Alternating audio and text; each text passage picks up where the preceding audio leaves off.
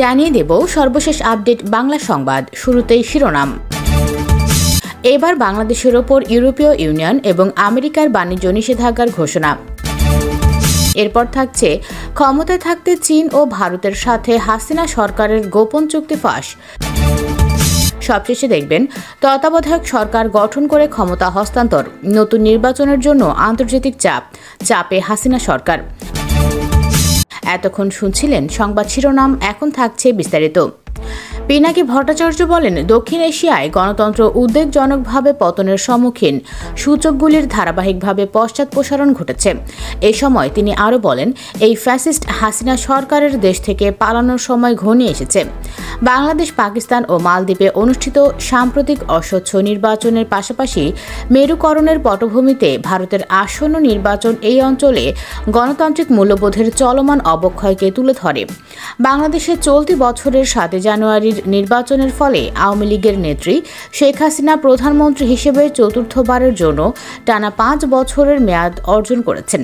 নির্বাচনী প্রক্রিয়ার তত্ত্বাবধানের জন্য তত্ত্বাবধায়ক সরকার প্রতিষ্ঠা করতে আওয়ামী লীগ রাজি না হওয়ায় বিরোধী বাংলাদেশ জাতীয়তাবাদী দল নির্বাচন বয়কট করে। এর ফলে গোটা নির্বাচনী প্রক্রিয়াটি ক্ষতিগ্রস্ত হয়। এ সময় তিনি আরও বলেন, এটিকে একটি ভুয়া নির্বাচন হিসেবে বর্ণনা করা হয়েছে। হিংসাত্মক বিক্ষোভ এবং সরকারি দমনপীড়নের পটভূমিতে এই নির্বাচন সংঘটিত হয়, যেখানে ভোটারের উপস্থিতি উল্লেখযোগ্যভাবে কম ছিল। এই পরিস্থিতিতে বাংলাদেশে কর্তৃত্ববাদ নিয়ে উদ্বেগ বাড়ছে, নির্বাচনী প্রক্রিয়ার অখণ্ডতা ও অন্তর্ভুক্তি নিয়ে সন্দেহ সৃষ্টি করেছে। পিনাকি ভট্টাচার্য বলেন, আজকে এদেশের দরিদ্র মানুষের জীবন দুর্বিষহ হয়ে গেছে, এ থেকে তারা মুক্তি চান। তিনি বলেন, এ থেকে মুক্তির পথ একটাই, সেটা হলো সরকারকে বিদায় দেয়া। আর আমাদের সামনে একটি পথ, বাংলাদেশ গণতন্ত্রের জন্য সৃষ্টি হয়েছিল, সেই গণতন্ত্র ফিরিয়ে আনতে হবে। তিনি আরও বলেন, সরকার ভাবছে তারা খুব লাভবান হয়েছে, সরকার ক্ষমতায় আছে, গায়ের জোরে তো ক্ষমতায় থাকাই যায়। হাতে যদি বন্দুক, টিয়ার গ্যাস এবং জল কামান থাকে, তাহলে ক্ষমতায় জোর করে থাকা যাবে না কেন? আজকে দেশ থেকে গণতন্ত্র ধ্বংস করে দিয়ে আওয়ামী লীগ সরকার একদলীয় শাসন কায়েম করেছে। বিরোধীদের আন্দোলনে পুলিশের সংগঠিত সংঘর্ষের ঘটনা পুঙ্খানুপুঙ্খ তদন্তের জন্য কর্তৃপক্ষের প্রতি আহ্বান জানিয়েছে যুক্তরাষ্ট্র। এতে দায়ী ব্যক্তিদের জবাবদিহিতারও দাবি জানিয়েছে তারা। বাংলাদেশে গণতন্ত্রকে সমর্থন করতে প্রয়োজনীয় ব্যবস্থা নেবে যুক্তরাষ্ট্র। পররাষ্ট্র মন্ত্রণালয়ের ব্রিফিংকালে সাংবাদিক মুশফিকুল ফজল আনসারি ও অন্য একজন সাংবাদিকের প্রশ্নের জবাবে একথা জানিয়েছেন মুখপাত্র ম্যাথিউ মিলার। তিনি বলেন, ঢাকায় যে রাজনৈতিক সহিংসতা হয়েছে, আমরা তার নিন্দা জানাই। বাংলাদেশের মানবাধিকার রেকর্ড পরীক্ষা নিরীক্ষা করবে জাতিসংঘ। জেনেভায় অনুষ্ঠেয় মিটিংয়ে এই যাচাইকরণ করবে জাতিসংঘের মানবাধিকার বিষয়ক কাউন্সিলের ইউনিভার্সাল পিরিয়ডিক রিভিউ। তা ওয়েবসাইটে সরাসরি সম্প্রচার করা হবে। জাতিসংঘের মানবাধিকার বিষয়ক হাই কমিশনারের ওয়েবসাইটে এই তথ্য দেওয়া হয়েছে। এতে 3টি ক্যাটাগরিতে রিভিউ করা হবে। উল্লেখ্য, ইউপিআর হল জাতিসংঘের 193টি রাষ্ট্রের সবার মানবাধিকার পর্যালোচনাকারী একটি গুরুত্বপূর্ণ সংগঠন।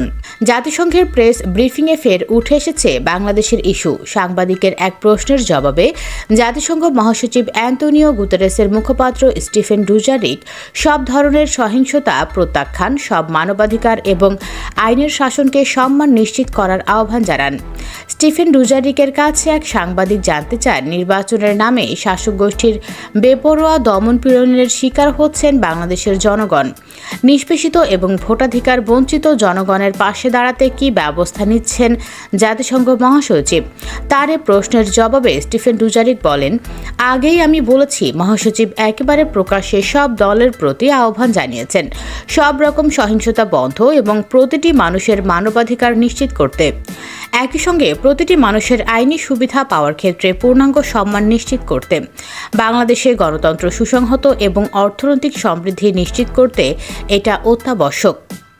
আন্তর্জাতিক খ্যাতিসম্পন্ন think tank international crisis group এক প্রতিবেদনে বলেছে, 2009 সালে ক্ষমতায় আসার পর থেকে প্রধানমন্ত্রী শেখ হাসিনা 2014 ও 2018 সালে নিজ তত্ত্বাবধানে ত্রুটিপূর্ণ নির্বাচন আয়োজন করে ক্ষমতায় তার দলের নিয়ন্ত্রণ ধরে রাখতে বেপরোয়া কর্মকাণ্ড চালিয়েছেন। কিন্তু অর্থনৈতিক সংকট, বৈদেশিক সম্পর্কের পালা বদলের মধ্যেই আওয়ামী লীগ আরেকটি একতরফা নির্বাচন মঞ্চস্থ করছে।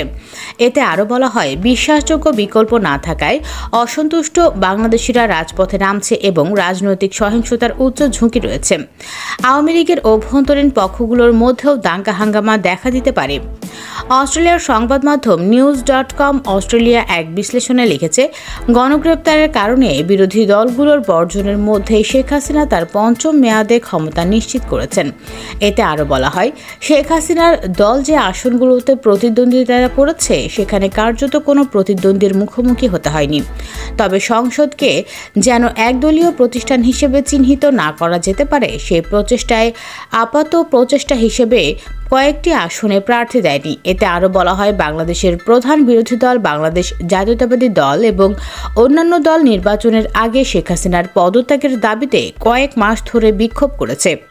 শেখ হাসিনা বিরোধী কণ্ঠকে দমন করার জন্য মরিয়া রাজনীতিকরণ এবং রাষ্ট্রীয় দমনপীড়নের জোড়া আঘাতে সুশীল সমাজ বিপর্যস্ত। বাংলাদেশ ক্রমেই নজরদারি রাষ্ট্রে পরিণত হবার দিকে এগোচ্ছে। যুক্তরাষ্ট্র নিষেধাজ্ঞা দিয়েছে আধা সামরিক বাহিনী র্যাপিড অ্যাকশন ব্যাটালিয়নের বিরুদ্ধে। শেখ হাসিনার অধীনে তারাসহ অন্যদের হাতে বিচার বহির্ভূত হত্যাকাণ্ড বেড়েছে। একই সময়ে জ্বালানি খাত এবং নন পারফর্মিং ব্যাংক ঋণের মাধ্যমে দুর্নীতিবাজ অভিজাতরা বিলিয়ন ডলার চুরি করেছে, যা সর্বোচ্চ পর্যায়ে পৌঁছেছে। বাংলাদেশে টেকসই প্রবৃদ্ধির জন্য প্রয়োজন প্রকৃত গণতন্ত্র এবং ক্ষমতাপ্রাপ্ত স্বাধীন প্রতিষ্ঠান যেমন নির্বাচন কমিশন, বিচার বিভাগ এবং দুর্নীতি বিরোধী সংস্থা। এবার রিজার্ভ পাচার নিয়ে হাসিনা সরকারকে কড়া বার্তা দিয়েছে মার্কিন স্টেট ডিপার্টমেন্ট। নির্বাচিত কর্মকর্তারা যাতে বাংলাদেশে দুর্নীতির বিষয়ে দেশের আইন মেনে চলেন তা নিশ্চিত করতে সরকারকে আহ্বান জানিয়েছে যুক্তরাষ্ট্র। পররাষ্ট্র মন্ত্রণালয়ের মুখপাত্র ম্যাথিউ মিলার নিয়মিত ব্রিফিংয়ে এই আহ্বান জানান। তার কাছে বাংলাদেশের দুর্নীতি, বিশেষ করে সাবেক একজন মন্ত্রীর সম্পদের বিষয়ে প্রশ্ন করেন সাংবাদিক মুশফিকুল ফজল আনসারি। তিনি জানতে চান, ব্লুমবার্গে একটি বিস্তারিত রিপোর্ট প্রকাশ হয়েছে, তাতে বাংলাদেশের শাসক গোষ্ঠীর দুর্নীতিতে জড়িত থাকার বিষয়টি ওপেন সিক্রেট বলা হয়েছে। ওই রিপোর্ট অনুযায়ী মন্ত্রিপরিষদের সাবেক অন্যতম সদস্য সাইফুজ্জামান চৌধুরী ব্রিটেনে এবং যুক্তরাষ্ট্রের সাম্রাজ্য গড়ে তুলেছেন বলে অভিযোগ তোলা হয়েছে। এই সম্পদের মূল্য 20 কোটি পাউন্ড, যা বাংলাদেশের বৈদেশিক মুদ্রার রিজার্ভের শতকরা 1/4 সমতুল্য। অনেক ঘটনার মধ্যে এটি হলো মাত্র একটি ঘটনা। বিশ্বব্যাপী সরকারের জবাবদিহিতা এবং দুর্নীতির বিরুদ্ধে লড়াইয়ে এই বিষয়টিকে কিভাবে দেখছে যুক্তরাষ্ট্র? মুশফিকের প্রশ্নের জবাবে ম্যাথিউ মিলার বলেন, এসব রিপোর্টের বিষয়ে আমরা অবহিত। আমরা বাংলাদেশ সরকারকে উৎসাহিত করি নির্বাচিত সব কর্মকর্তা যেন দেশের আইন ও আর্থিক বিধিবিধান মেনে চলেন তা নিশ্চিত করতে হবে।